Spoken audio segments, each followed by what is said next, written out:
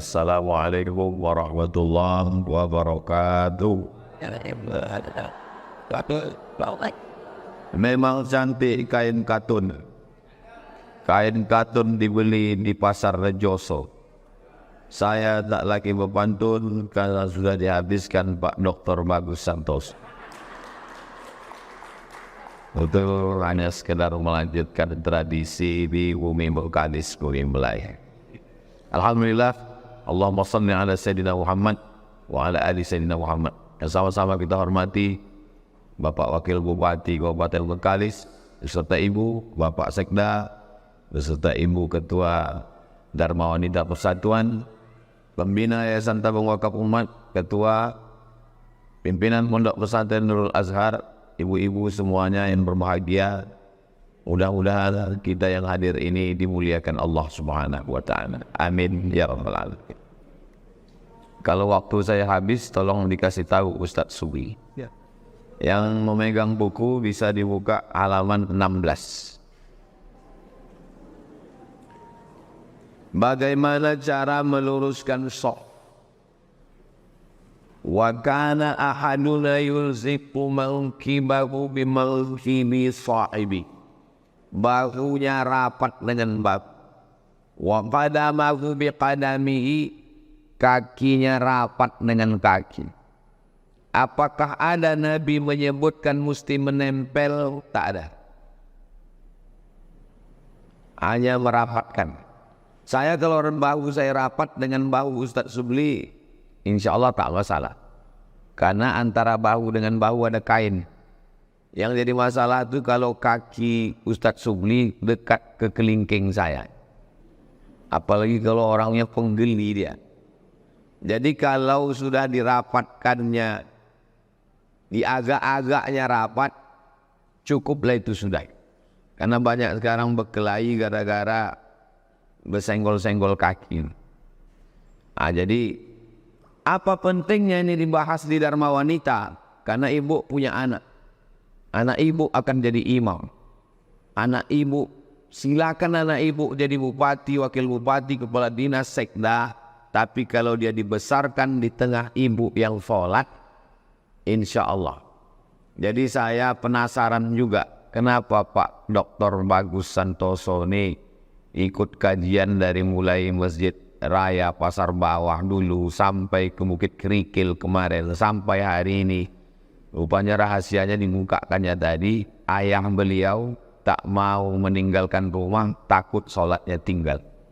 Jadi kalau orang tua kita itu sholat, insya Allah anak-anaknya sukses, dan suksesnya itu tetap menolong agama Allah.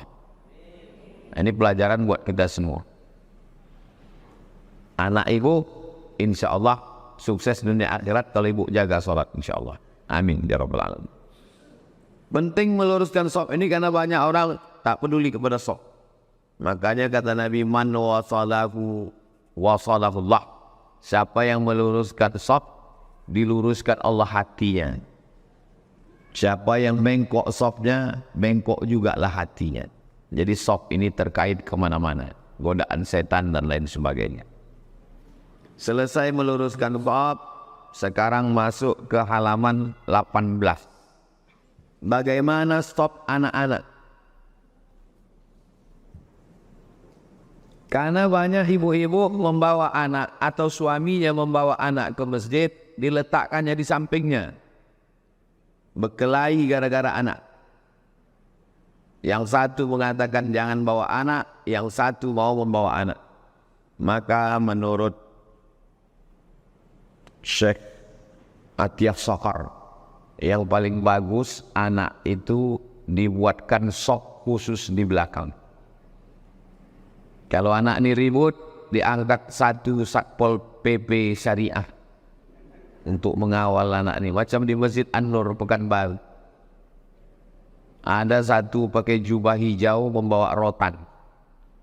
Jadi waktu saya selesai tarawih, saya tengok, patutlah anak-anak ini diam, takut kena pukul. Jadi saya tanya yang bawa rotan pakai baju hijau nih, kau pukul anak nih? Enggak Pak Ustaz, nakut-nakuti aja. Kalau kita pukul datanglah mak ayahnya kemari. Kenapa anak itu tidak boleh diletakkan di samping? Dua alasan. Yang pertama, anak belum bersunat, belum berkhitan. Yang kedua, karena wuduknya tak sempurna. Seandainya anak kita itu sudah berkhitan dan wuduknya sudah sempurna, boleh dia diletakkan di samping. Tapi tradisi berkhitan kecil ini kan tak umum di tempat kita. Di Pulau Jawa memang anak-anak berkhitan kecil. Tapi untuk kita di Riau, taman SD baru bersunat. Lari pula dia, taman SMP baru bersunat. Nah, jadi alhamdulillah dari Bengkalis ada salah seorang dokter yang punya program namanya Sunatron. Bekerja sama dengan Yayasan Tabung Wakaf Umat membuat khitan gratis setiap bulan. Orang dari Bengkalis, ya sampai orang Bengkalis tak tahu. Sunatron, saya yang mengiklankannya selalu. Pakailah Sunatron, tidak perlu pakai sarung. Habis bersunat langsung pakai celana. Bersunat pagi bisa akad nikah sore. Saking kan mujarabnya Sunatron. Dan anak saya sendiri itu disunat umur 8 hari pakai Sunatron. Ternyata bagus anak ini disunat cepat-cepat, sehat walafiat, tidak kena penyakit kulit dan lain sebagainya. Berikutnya halaman 20. Apa hukum melafazkan niat? Usolli fardal maghribi salasa raka'atin adaan ma'muman. Menurut mazhab Syafi'i dianjurkan melafazkan niat untuk mengusir was-was. Apalagi bagi yang suka nonton was-was. Masuk cerita artis tuh ke kepala dia. Scroll medsos. Setelah takbiratul ihram bingung dia. Ini sembahyang apa nih? Zuhur apa asar? 2 rakaat saja. Nah, kalau untuk menguatkannya itu sembahyang apa? Usolli fardal maghribi. Berapa rakaat? Salasa rakaatin. Adaan apa makmum? Adaan. Jadi imam apa jadi makmum? Makmuman. Lillahi ta'ala. Allahu Akbar. Kenapa Ustaz buatkan Arab gundulnya? Supaya jangan dituduh orang Abdul Somad mengada-ngada. Banyak juga jamaah yang komplain, Ustaz janganlah buat Arab gundul di situ, kami tak bisa baca. Membaca buku saya ini macam bertamu ke rumah orang. Di situ ada kacang, ada agar-agar. Yang terkunyah ajalah yang dikunyah. Jadi kalau mau tak main gigit, agar-agar. Kalau sanggup mengunyah, kacang. Jadi tujuan saya buat di sini ada teks Arabnya supaya orang, oh ternyata Abdul Somad tak mengada-ngada. Saya buat 4 mazhab, tapi dalam berawal tetap pakai mazhab Syafi'i. Adapun mazhab Hanafi, Maliki dan Hambali itu sebagai pengetahuan. Katanya melafazkan niat usolli itu bid'ah. Memang iya. Tapi bukan menurut mazhab Syafi'i. Menurut mazhab Hanafi, menurut mazhab Hambali, menurut mazhab Maliki, bid'ah. Illa kecuali lidaf waswasah, untuk menolak was-was. Ini banyak orang sekarang belajar di internet, dia baca usolli bid'ah, balik ke rumah semua bid'ah, ayahnya bid'ah, maknya bid'ah, atuknya bid'ah, neneknya bid'ah, masuk neraka semua orang. Itu maka saya buat ini supaya orang ngaji balik, ngaji. Halaman 21. Kapan waktu berniat? Menurut mazhab Syafi'i berniat itu di dalam takbiratul ihram. Allahu Akbar. Disitulah letak niat. Salat maghrib 3 rakaat adaan makmuman itu ada di dalam takbir. Allahu Akbar. Itu maka orang mazhab Syafi'i itu takbirnya panjang untuk memasangkan niat di dalam takbir. Mohon maaf, bukan saya mendikte. Ibu-ibu berniatnya di dalam takbir atau sebelum takbir? Sebelum takbir. Bukan mazhab Syafi'i. Mazhab Hanafi, mazhab Hambali, mazhab Maliki. Niatnya sebelum takbir. Mazhab Syafi'i niatnya di dalam takbir. Yang tak sah sesudah takbir, kau berniat. Habis menonton, tengok TV, tengok internet, sembahyang, Allahu Akbar. Ikut sembahyang apa nih? Maghrib apa isya? Maghrib aja lah, batal, tak sah. Saya berniat di dalam takbir. Teks Arabnya ada di situ, terjemahnya ada. Ini saya menyampaikan secara langsung, tapi saya tunjukkan isinya di dalam.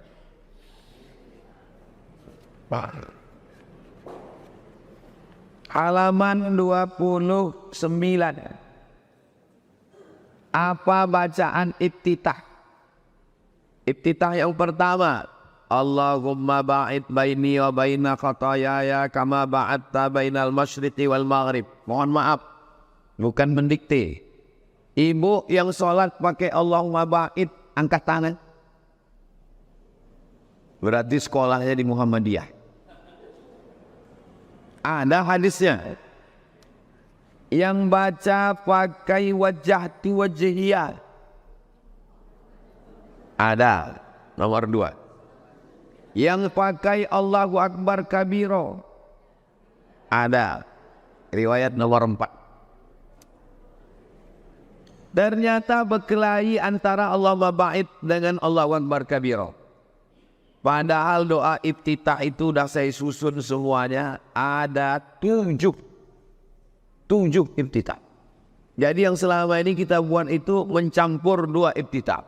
Allahu Akbar kabira walhamdulillahi katsira wa subhanallahi bukratan wa asila. Habis tambah satu lagi. Wajjahtu wajhiya lilladzi fataras samawati wal arda hanifan musliman wa ana minal musyrikin. Baik, saya pakai itu. Tapi jangan salahkan yang Allahumma ba'id, karena itu ada juga hadisnya. Berkelahi yang Allahumma ba'id dengan Allahu Akbar kabira. Kata Allahumma ba'id, Allahu Akbar kabira. Kata Allahu Akbar kabira, Allahumma ba'id. Yang di tengah ni preman belum hafal iftitah, baru itu dia sembahyang. Jadi tujuan buku ini untuk meminimalisir konflik. Jangan kapal pecah, hiu yang makan daging. Itu kata Pak Bagus tadi kan. Berkelahi kita, orang lain yang senang. Berkelahi Allahumma ba'id dengan Allahu Akbar kabira, yang ketawa yang tak sembahyang. Untung kami tak sembahyang. Buku ini bagus dibaca oleh penyuluh-penyuluh. Ternyata di Kabupaten Bengkalis ada setiap desa ada penyuluh. Penyuluh bagus untuk meminimalisir konflik. Babin Sa, Babin Kamtipmas bagus menguasai buku ini. Kalau berkelahi orang nanti Babin Kamtipmas menyelesaikan. Boleh difotokopi, boleh dibagi-bagikan. Asal jangan ditulis di samplulnya coblos nomor, itu tidak boleh. Halaman 35. Kalau ada yang mengganjal di pikiran ibu, nanti kita bahas di sesi tanya jawab. Diatur oleh Ustadz Dr. Subli. Halaman 35 tentang membaca a'udzubillah. Maka dianjurkan membaca a'udzubillah sebelum membaca ayat. A'udzubillahi minasyaitonirrajim. Bismillahirrahmanirrahim. Alhamdulillahirabbil alamin. Mazhab Syafi'i setiap rakaat baca a'udzubillah. Rakaat pertama, a'udzubillahi minasyaitonirrajim. Rakaat kedua, a'udzubillahi minasyaitonirrajim. Rakaat ketiga, a'udzubillahi minasyaitonirrajim. Mazhab Hanafi sekali saja. Mazhab Hanafi sekali saja.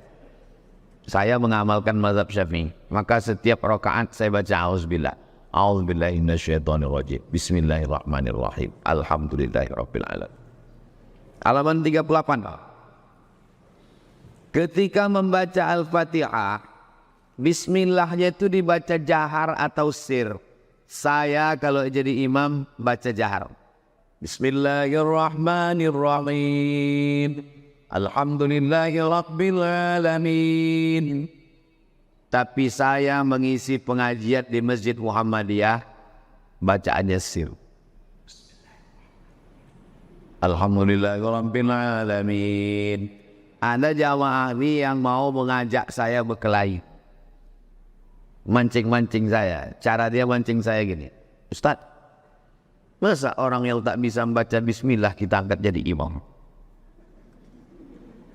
Saya tahu dia mau ngajak saya memancing. Dia mau saya merespon, betul juga ya. Saya bilang tak mungkin saya menyalahkan orang yang tak baca bismillah. Karena saya 2 tahun di Maroko, guru-guru saya itu semua kalau jadi imam tak pernah baca bismillah. Diam dia. Kalau saya salahkan orang yang membaca bismillah sir, berarti salahlah Imam Hambali, Imam Hanafi. Kalau saya salahkan imam yang tak membaca bismillah, berarti salahlah Imam Maliki. Semua ini Ahlus Sunnah wal Jamaah. Yang salah itu adalah udah jelas masjid itu masjid yang bismillah jahar, mau maju jadi imam membaca sir. Itu yang salah. Tak paham adab. Saya mengisi tausiah di Masjid Muhammadiyah 4 tahun. Sekalipun saya tak mau jadi imam. Kenapa? Karena saya menghormati mazhab mereka. Ini penting untuk menjaga adab perbedaan mazhab. Syekh Abdurrahman Sudais, Imam Masjidil Haram, mazhabnya Hambali, bismillah sir. Tapi waktu dia diminta jadi imam di Masjid Istiqlal Jakarta, ada rekamannya di YouTube, tengok, dijaharkannya. Bismillahirrahmanirrahim, alhamdulillahirabbil alamin. Kenapa? Karena dia tahu orang di Jakarta, Indonesia, Asia Tenggara, mazhab mayoritasnya adalah mazhab Syafi'i. Saya kalau ceramah di Masjid Muhammadiyah disuruh maju ke depan, tak mau saya. Majulah Pak Ustaz, batuk saya. Kenapa? Untuk menjaga hati jamaah. Halaman 42. Apa hukum membaca Al-Fatihah bagi makmum? Kata masjid ini makmum tak perlu baca Fatihah, karena imam sudah baca. Kata masjid ini makmum wajib baca Fatihah. Jamaah bingung. Kenapa dia bingung? Belum dia baca buku ini. Dharma Wanita tak bingung. Kenapa? Karena sudah mengkaji buku ini insyaAllah. Menurut mazhab Syafi'i, makmum wajib baca Fatihah. Ghairil maghdubi alaihim waladhdallin. Amin. Makmum tetap baca Fatihah. Bismillahirrahmanirrahim. Alhamdulillah rabbil alamin arrahmanir rahim. Mazhab Hanafi makmum tak perlu baca Fatihah karena imam sudah membaca. Mazhab Syafi'i kalau solatnya solat jahar, makmum membaca. Kalau solatnya jahar, telinganya sudah mendengar, makmum tak perlu baca. Solat maghrib, solat isya, solat Jumat, Idul Fitri, Idul Adha, makmum tak perlu baca karena telinganya sudah mendengar. Tapi pada solat yang sir, solat zuhur, solat asar, makmum tetap membaca karena telinganya tak mendengar imam pembaca. 3 mazhab. Syafi'i wajib baca, Hanafi tak perlu baca, Maliki tengok solatnya jahar atau solat. Tak ingat saya Pak Ustadz, dengar lagi nanti rekamannya ada. Tak ada paket, ada bukunya sudah. Tak ada kurangnya lagi di Bengkalis. Rekamannya sudah ada, sudah dibacakan, sudah ada bukunya. Tinggal tengok bilang. Tak menangkap saya Pak Ustadz, banyak-banyak makan ikan. Halaman 46. Apa standar imam baca ayat? Ke depan saya minta Ustadz Allah, kita kerjasama dengan Pemda-Pemda supaya muncul ide saya tadi dari kata sambutan Pak Bagus. Kita minta imam-imam, khotib-khotib, guru mengaji, dan penyuluh-penyuluh. Ibu-ibu bagus. Banyak suami yang tak sembahyang, nanti sembahyang gara-gara ibu. Abang sembahyang bang, kalau tak sembahyang, aku tak mau tidur sama babi hutan. Tapi kalau penyuluh-penyuluh, karena tadi kata Pak Bagus, di setiap desa, setiap kecamatan ada penyuluh. Kalau kita tablik akbar ramai Bukit Kerikil, itu masyarakat awam. Tapi kalau penyuluh 100 orang, itu satu orangnya itu ada jamaahnya 1000. Berarti 100.000 orang sudah kita luruskan sholatnya. Karena penyuluh ini nanti akan membimbing surau, langgar, musola. Standar ayat. Komplain jamaah. Panjang kali ayat dia Pak Ustaz. Apa standar ayat? Kalau sholat zuhur dengan sholat subuh, itu yang dibaca ayat-ayat panjang. Dari surat Al-Hujurat sampai surat An-Naba. Kalau sholat asar dengan sholat isya, itu dibaca ayat yang tengah. Dari surat An-Nazi'at sampai Ad-Duha.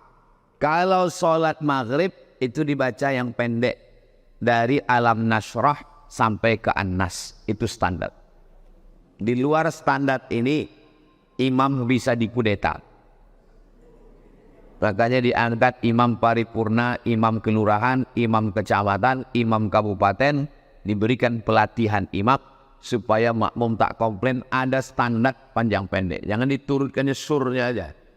Kebetulan dia hafal Quran, dibacanya 3 halaman.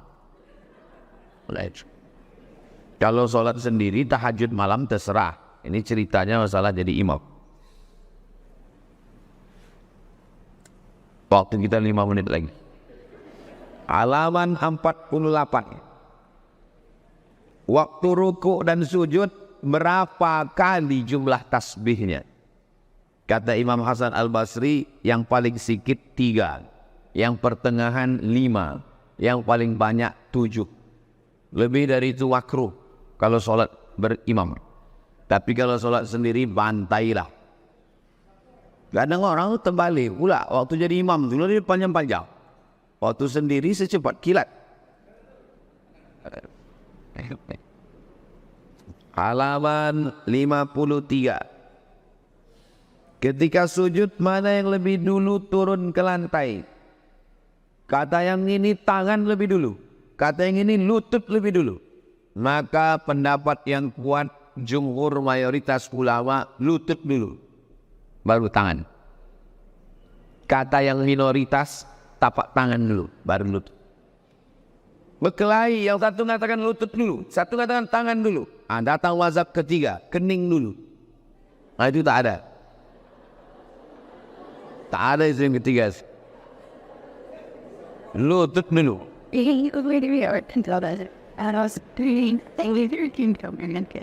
Berkelahi. Buku ini saya susun. Saking banyaknya konflik di tengah masyarakat, asik bertanya, muak saya jawabnya. Itulah saya tuliskan. Buku ini sudah saya tulis waktu saya berumur 37 tahun. Udah lama udah buku ini. Karena banyak bertanya. Maka tadi ditanya, Pak Wabub, kapan Ustaz menulis? Masih sempat nulis. Buku lama nih Pak. Makanya tak ada profesornya. Abdul Somad LCM Pak. Kita tengok lagi halaman 58. Apa yang dibaca waktu sujud? Datanglah bapak-bapak tua menangis karena bacaan sujudnya disalahkan ustadz berceramah di jalan Harapan Raya, Masjid Firdaus. Imamnya di situ Ustadz Hanafi. Bacaan kami biasa subhana rabbiyal a'la wa bihamdi. Datang ustadz yang berceramah itu, kata dia, siapa yang menambah wa bihamdi salah, tak betul. Yang betul subhana rabbiyal a'la saja. Itulah maka saya susunkan. Riwayat pertama subhana rabbiyal a'la wa bihamdi. Riwayat kedua subhana rabbiyal a'la tak pakai wa bihamdi. Ternyata ada 7 riwayat tentang bacaan sujud. Supaya jangan berkelahi. Buku ini saya tulis supaya sesama yang sholat jangan berkelahi. Halaman 61. Antara duduk, antara 2 sujud, 8 yang diminta. Rabbighfirli warhamni wajburni warfa'ni warzuqni wahdini wa'afini wa'afani. Dalam sholat yang paling banyak permintaan itulah duduk antara 2 sujud. Rabbighfirli warhamni wajburni warfa'ni warzuqni wahdini wa'afini wa'afani. Tapi banyak orang tak ingat entah apa yang dia baca. Allah macam dapat bakwan panas. Rabbighfirli warhamni wajburni warfa'ni warzuqni wahdini wa'afini wa'afani. Halaman 69. Macam mana bunyi solawat?